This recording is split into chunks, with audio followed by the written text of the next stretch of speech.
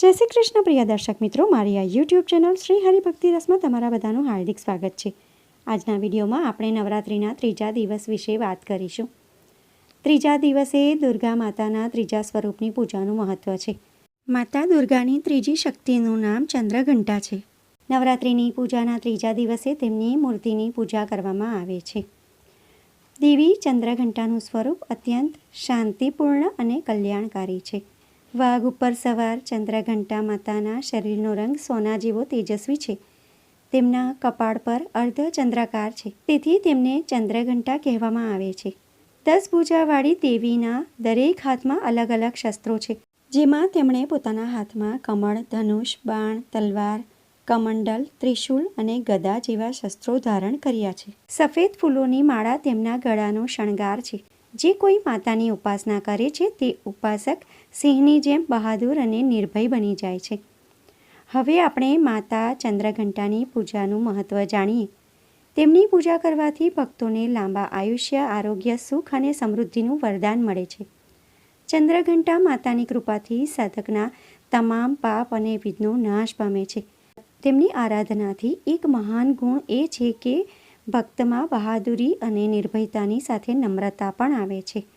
તણાવગ્રસ્ત અને પિત્ત પ્રકૃતિના લોકોએ મા ચંદ્રઘંટાનું પૂજન કરવું જોઈએ। માતા ચંદ્રઘંટાની ઉપાસના પૂજા આ રીતે થાય છે। સવારે બ્રહ્મ મુહૂર્તમાં ઉઠીને સ્નાન કરીને માતાજીની પૂજા કરવાની। માતાને શુદ્ધ જળ અને પંચામૃતથી સ્નાન કરાવો। વિવિધ પ્રકારના ફૂલ, અક્ષત, કુમકુમ, સિંદૂર ચડાવો।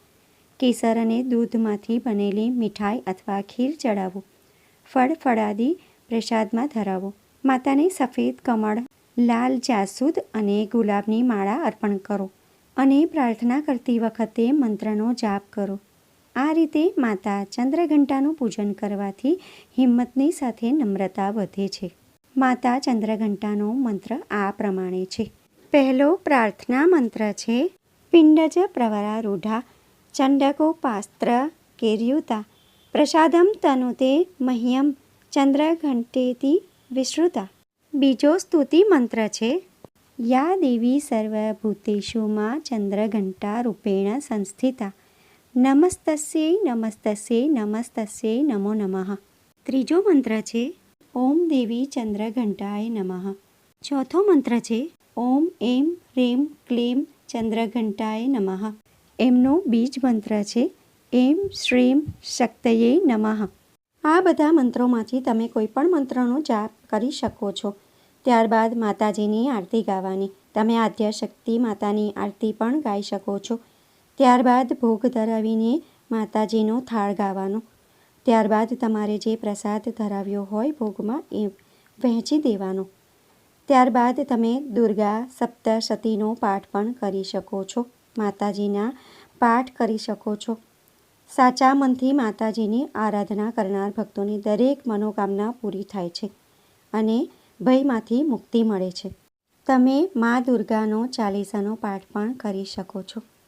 ત્યારબાદ તમારે ક્ષમા યાચના કરવાની છે કે હે મા ચંદ્રઘંટા, મારા પૂજા પાઠમાં જે કંઈ પણ ભૂલ થઈ હોય એ બદલ મને ક્ષમા કરજો। મને અને મારા પરિવારને સુખી રાખજો। અમારા ઘરમાં સુખ, શાંતિ, સમૃદ્ધિ આપજો। દુઃખ દરિદ્રતા દૂર કરજો। આ રીતે તમારે માતાજીને પ્રાર્થના કરવાની છે। હવે આપણે મા ચંદ્રઘંટા વ્રત કથા સાંભળીશું। પૌરાણિક કથાઓ અનુસાર જ્યારે મહિષાસુરે ત્રણેય લોકમાં આતંક ઉત્પન્ન કરવાનું શરૂ કર્યું ત્યારે દેવતાઓએ બ્રહ્મા, વિષ્ણુ અને મહેશ પાસે મદદ માંગી। દેવતાઓની વાત સાંભળીને ત્રણેય ખૂબ ગુસ્સે થયા। ક્રોધના કારણે ત્રણેયના મુખમાંથી ઉર્જા ઉત્પન્ન થવાથી દેવીનો આવિર્ભાવ થયો, દેવીનું પ્રાગટ્ય થયું। તેમનું નામ ચંદ્રઘંટા રાખવામાં આવ્યું। ભગવાન શંકરે દેવીને તેમનું ત્રિશૂળ પ્રદાન કર્યું અને ભગવાન વિષ્ણુએ તેમનું ચક્ર પ્રદાન કર્યું। એ જ રીતે અન્ય તમામ દેવતાઓએ પણ તેમના શસ્ત્રો દેવી માતાને સોંપી દીધા। દેવરાજ ઇન્દ્રએ દેવીને 1 કલાક આપ્યો। આ પછી માતા ચંદ્રઘંટા મહિષાસુરને મારવા આવ્યા।